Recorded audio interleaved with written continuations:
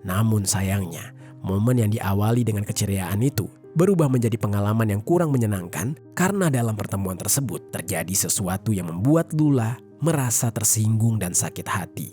Halo Sobat Pena, apa kabar hari ini? Assalamualaikum warahmatullahi wabarakatuh. Hari ini kita akan kembali membahas kejadian-kejadian mengerikan, kisah nyata yang terjadi di muka bumi ini.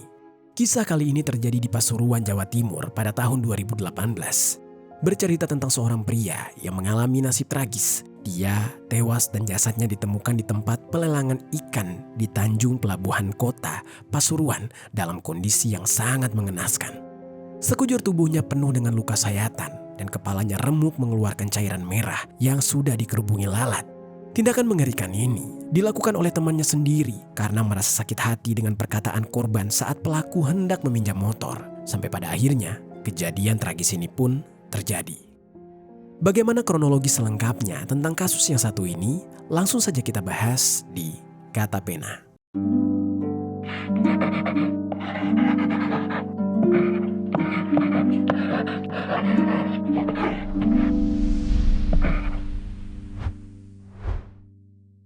Seorang pemuda di kota Pasuruan, Jawa Timur pagi tadi ditemukan tidak dengan kondisi mengenaskan. Pemuda ini diduga kuat menjadi korban.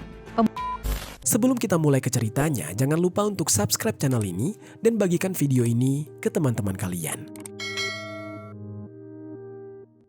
Cerita ini dibuat berdasarkan berita yang sudah beredar dan diterbitkan oleh beberapa media publik yang aku sajikan dan aku rangkum dalam bentuk alur cerita. Kita mulai ceritanya.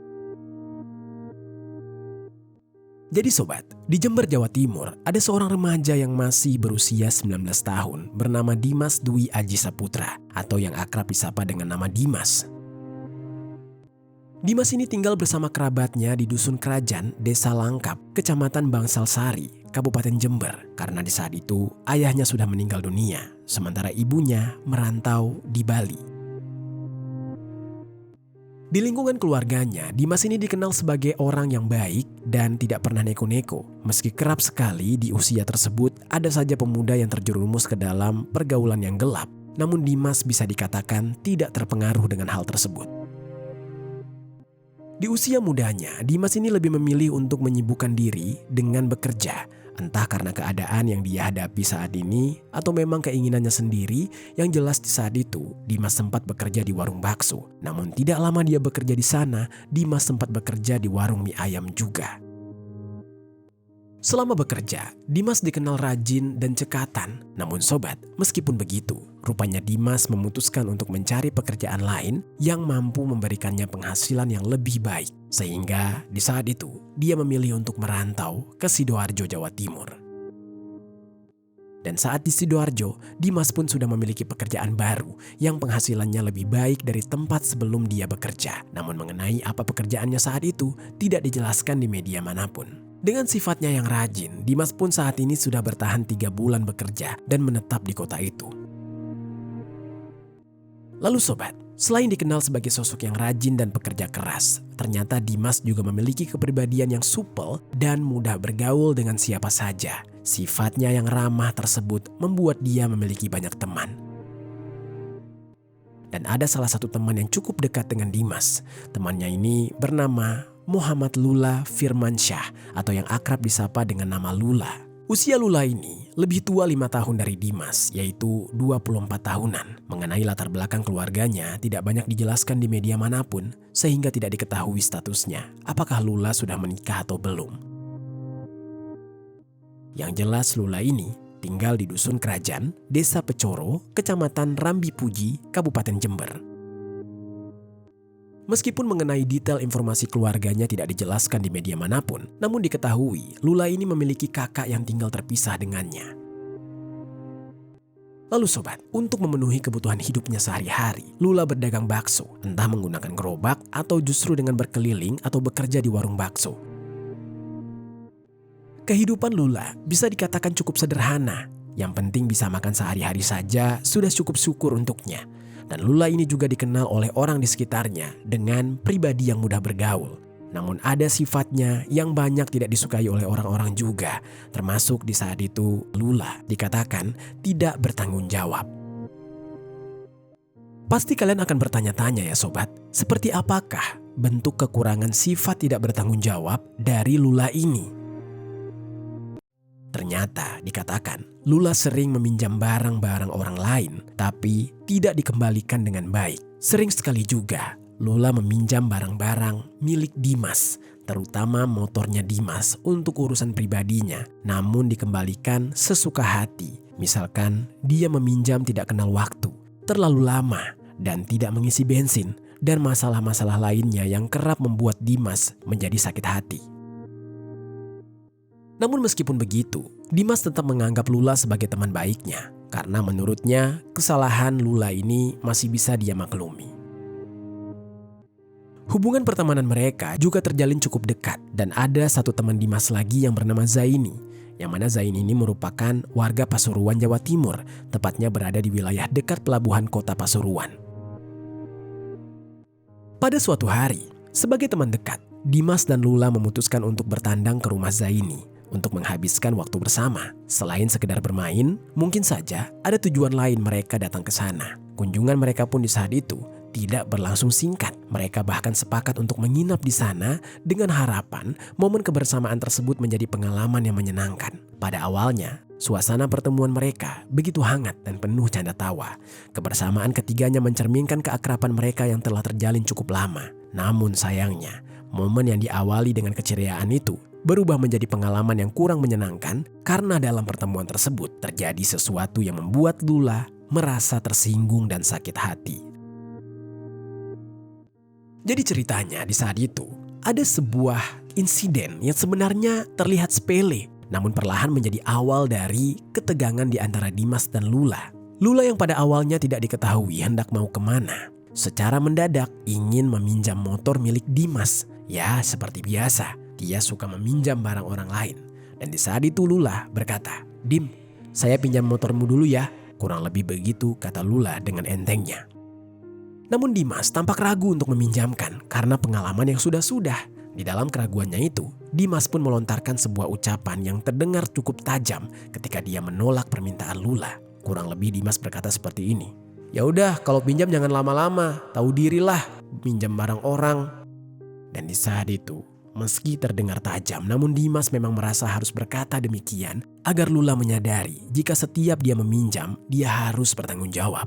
Namun, berbeda dengan anggapan Lula, saat dia mendengar perkataan Dimas tersebut, seolah itu menjadi duri yang menusuk perasaannya. Dia merasa harga dirinya diremehkan dan martabatnya sebagai seorang teman tidak dihargai. Dan dia memendam rasa sakit hati yang semakin lama semakin membesar dan berubah menjadi dendam. Meski mungkin di saat itu bagi Dimas ucapannya itu adalah ucapan yang biasa tanpa maksud melukai hati Lula. Namun bagi Lula kata-kata tersebut cukup meninggalkan bekas yang dalam. Dia mulai memendam perasaan dendam terhadap Dimas. Dan seiring berjalannya waktu, dendam itu tumbuh semakin besar dan keinginan hati Lula untuk membalaskannya juga semakin besar. Dia merasa telah diperlakukan rendah oleh Dimas. Luka batin yang dia rasakan perlahan mengaburkan akal sehatnya, membuat Lula tenggelam di dalam kemarahan dan dia mulai berpikir ingin memberikan pelajaran kepada Dimas atas apa yang sudah dia katakan. Namun dalam pikiran Lula yang dipenuhi dengan dendam, pelajaran itu bukanlah sekedar teguran, tapi dia harus memberikan sebuah pelajaran yang benar-benar kejam. Dia memiliki niat yang jauh lebih mengerikan, yaitu ingin menghabisi nyawa Dimas. Dan untuk mewujudkan rencana keji tersebut, Lula pun mengajak Dimas untuk memancing di ujung pelabuhan kota Pasuruan. Dan dia mengajaknya pada malam hari, di mana lokasi tersebut sangat sepi pada malam hari. Tanpa menyadari rencana keji di baliknya, Dimas di saat itu menyetujui ajakan Lula. Sehingga pada tengah malam, mereka berdua pun mempersiapkan alat pancing dan berangkat ke ujung pelabuhan kota Pasuruan. Namun sobat, sebelum berangkat, Lula sengaja membawa sebuah pisau dapur yang dia taruh di dalam tas pancingnya. Dan singkat waktu, saat keduanya sampai di ujung pelabuhan kota Pasuruan, tepatnya di sebuah tanah kosong proyek tempat pelelangan ikan atau TPI pada pukul 12:30 malam, yang mana hari itu sudah memasuki hari Kamis tanggal 1 Maret tahun 2018. Sesampainya di sana bukannya mereka langsung memancing, tapi Lula mencoba untuk membuka obrolan terlebih dahulu. Lula di saat itu mencoba mengklarifikasi ucapan Dimas yang sangat menyinggungnya dan menyakitkan bagi Lula. Dia bertanya, "Tadi maksudnya apa ya? Kamu bicara kalau minjem motor jangan lama-lama dan tahu diri. Maksud kamu tuh aku nggak tahu diri gitu karena minjem barang kamu." Kurang lebih begitulah tanya Lula pada Dimas. Dan Dimas pun terkejut tidak menyangka jika Lula akan sakit hati dengan omongannya. Sehingga Dimas pun menanggapi kurang lebih seperti ini. "Oh, kamu tersinggung ya? Maaf ya, gak bermaksud. Tapi memang aku bicara gitu biar kamu tanggung jawab kalau minjem. Jangan semaunya, karena kan itu bukan motor kamu," kata Dimas. Dan mendengar perkataan Dimas, lalu Lula kembali menimpali dengan emosi yang lebih tinggi. Namun dalam konteks yang tetap tidak terima kalau diperlakukan seperti itu oleh Dimas, yang notabene umurnya jauh lebih muda darinya, sehingga Lula merasa harga dirinya diinjak-injak oleh yang lebih muda. Namun Dimas yang tidak mau kalah jadi tersulut emosi hingga malah berujung pada pertengkaran sengit di antara mereka. Di tengah pertengkaran tersebut, Lula yang kesal pun mendorong kepala Dimas dan Dimas yang tidak terima membalasnya dengan mendorong bahu Lula. Di tengah emosi yang memuncak, Lula kemudian memberikan pukulan keras ke arah kepala sebelah kanan Dimas sampai Dimas terhuyung ke tanah. Seakan tidak diberikan kesempatan, Dimas yang hendak bangkit lagi malah ditendang dadanya sampai Dimas harus kembali tersungkur. Dimas yang merasakan sesak hebat di dadanya tidak kuasa untuk kembali bangkit. Namun bagaimanapun juga, Dimas yang tidak ingin kalah berusaha tetap bangkit. Namun kembali tidak diberikan kesempatan oleh Lula yang malah semakin beringas. Di mana Lula yang membawa sebilah pisau di tas pancingnya kemudian mengeluarkannya dan tanpa aba-aba langsung diarahkan ke leher depan Dimas. Seketika sayatan tajam tersebut merobek leher Dimas yang disusul dengan cairan merah yang menyembur deras dari luka sobekan akibat sayatan pisau. Saking dalam dan kuatnya, bahkan pisau tersebut sampai bengkok. Dimas yang tidak kuasa menahan rasa sakit di lehernya, jadi semakin tidak berdaya. Dia menangis menahan sakit. Dan melihat kesempatan saat Dimas tidak mampu melawan, Lula kembali menyerang. Namun, karena kini pisaunya sudah bengkok, Lula yang melihat ke sekitar untuk mencari benda yang bisa dia gunakan untuk membuat Dimas benar-benar lumpuh. Di saat itu, melihat adanya sebuah batu. Dimas pun kemudian mengambil batu tersebut dan langsung menghantamkan batu itu ke arah kepala Dimas berkali-kali. Sampai kepala Dimas remuk dan tidak berbentuk. Dimas yang benar-benar tidak kuat menahan rasa sakit di sekujur tubuhnya. Kemudian perlahan akhirnya tewas meregang nyawa akibat perbuatan dari Lula. Dan Lula di saat itu sempat memastikan kalau Dimas benar-benar sudah tidak bernyawa. Dan setelah memastikannya, Lula pun memanfaatkan keadaan itu untuk merampas harta benda milik Dimas, termasuk sepeda motor dan handphone milik Dimas. Lalu kemudian memilih untuk melarikan diri, meninggalkan jasad Dimas begitu saja.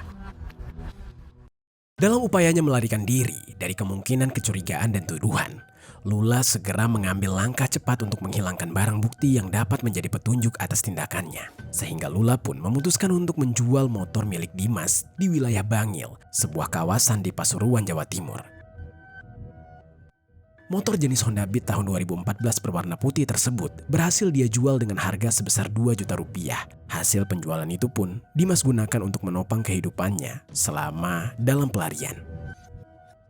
Sementara itu, handphone milik Dimas tidak dia jual, melainkan dia simpan di rumah kakak perempuannya. Entah mungkin untuk menyamarkan jejak atau menyimpan barang tersebut untuk keperluan lain di kemudian hari. Yang jelas, handphone tersebut dia taruh di sana. Setelah urusan menyembunyikan barang bukti selesai, Lula memutuskan untuk melarikan diri ke daerah Malang, Jawa Timur, kota yang cukup jauh dari lokasi kejadian. Sehingga Lula menganggap kota ini akan menjadi tempat yang aman untuk dia menghindari perhatian dari orang-orang yang mencarinya, serta melanjutkan hidupnya tanpa beban. Selama di Malang, Lula kembali menekuni profesi lamanya sebagai penjual bakso, pekerjaan yang sudah akrab baginya. Profesi tersebut di kota yang baru pun menjadi titik di mana awal dia mencoba memulai hidupnya kembali, menjadikannya semacam pelarian di masa lalunya yang sangat kelam. Tanpa menunjukkan tanda-tanda penyesalan sedikit pun, Lula menjalani hari-harinya seperti biasa dengan sikap yang tampak tenang dan normal. Dia bahkan berbaur dengan orang-orang sekitar, tetap bersikap ramah dan mudah bergaul seperti sebelumnya. Penampilannya yang santai dan tanpa beban seolah-olah menutupi kenyataan bahwa dia pernah melakukan perbuatan yang keji terhadap orang lain. Lalu di sisi lain, kita mundur lagi ke waktu kejadian ini baru saja terjadi. Tepatnya keesokan hari pada pagi harinya setelah kejadian tragis yang menewaskan Dimas, yaitu masih di hari Kamis tanggal 1 Maret tahun 2018. Warga sekitar di Pelabuhan Pasuruan yang tengah melintas di area tanah kosong proyek tempat pelelangan ikan atau TPI yang berada di Kelurahan Ngemplak Rejo, Kecamatan Panggung Rejo, Kota Pasuruan, tiba-tiba dihebohkan dengan penemuan jasad remaja laki-laki memakai celana jeans, sweater warna gelap dengan kondisi yang sangat mengenaskan. Terdapat luka sayatan senjata tajam di leher serta luka akibat pukulan benda tumpul di kepalanya, dan kepalanya juga berlumuran cairan merah yang mulai mengering dan sudah dikerubungi lalat. Seketika warga setempat berteriak histeris dan ramai mengerubungi jasad tersebut, dan atas temuan jasad itu, warga langsung melaporkannya kepada pihak kepolisian. Pihak kepolisian yang menerima laporan dari warga segera datang dan mengamankan lokasi dan melakukan olah TKP. Di TKP, polisi pun segera mengamankan jasad dengan menutupinya menggunakan koran, sembari menunggu ambulans untuk mengevakuasi jasad itu. Polisi melakukan pencarian barang bukti dan meminta keterangan saksi. Di sekitar tubuh korban didapati pisau dapur dan batu yang sudah ada bercak cairan merah, dan semua barang bukti itu langsung diamankan oleh polisi. Setelah ambulans sampai, barulah jasad korban langsung dibawa ke Rumah Sakit Umum Daerah Dr. R. Sudarsono, Kota Pasuruan untuk keperluan autopsi. Dan dari pemeriksaan sidik jari yang dicocokkan, terungkaplah identitas dari jasad, di mana jasad tersebut adalah jasad seorang remaja berusia 19 tahun yang bernama Dimas Dwi Aji Saputra, warga Dusun Kerajaan, Desa Langkap, Kecamatan Bangsal Sari, Kabupaten Jember. Dan atas terungkapnya identitas jasad tersebut, pihak kepolisian langsung menghubungi pihak keluarga dan mendengar kabar mengenai Dimas yang sudah meninggal dunia secara mengenaskan. Mereka awalnya tidak percaya. Hingga akhirnya mereka pun buru-buru datang ke rumah sakit dan memastikan kalau jasad yang dilaporkan oleh polisi tersebut benar adalah jasad anggota keluarga mereka. Dan betapa hancurnya hati keluarga Dimas ketika mereka mendapatkan fakta bahwa benar jasad yang ada di hadapan mereka adalah jasad Dimas.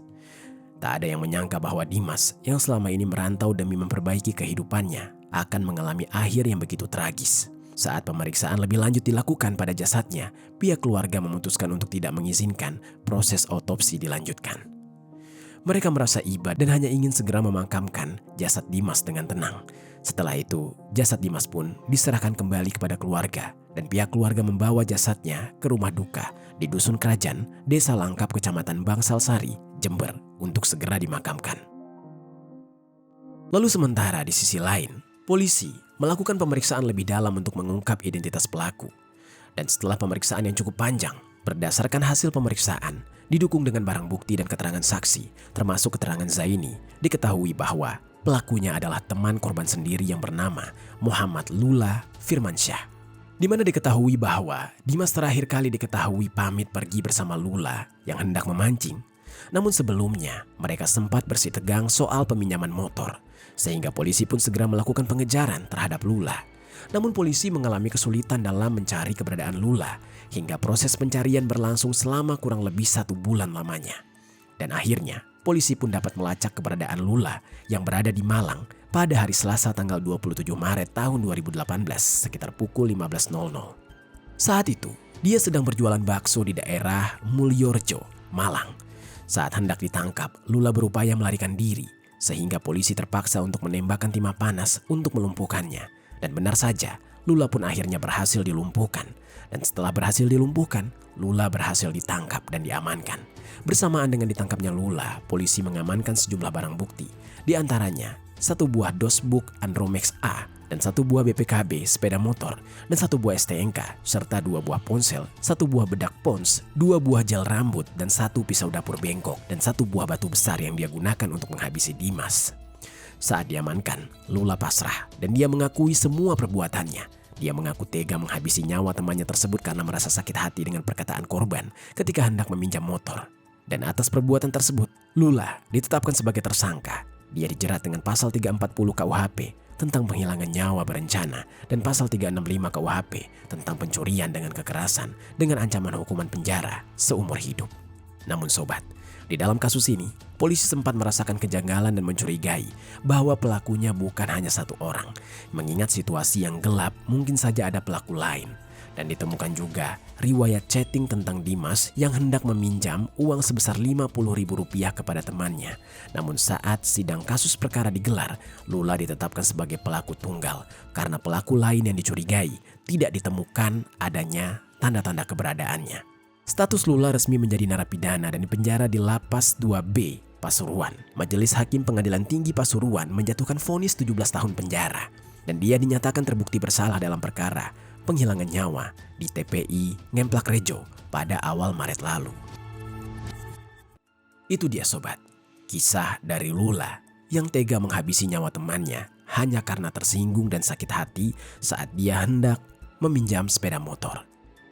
Apa pelajaran yang bisa kita ambil dari kisah ini?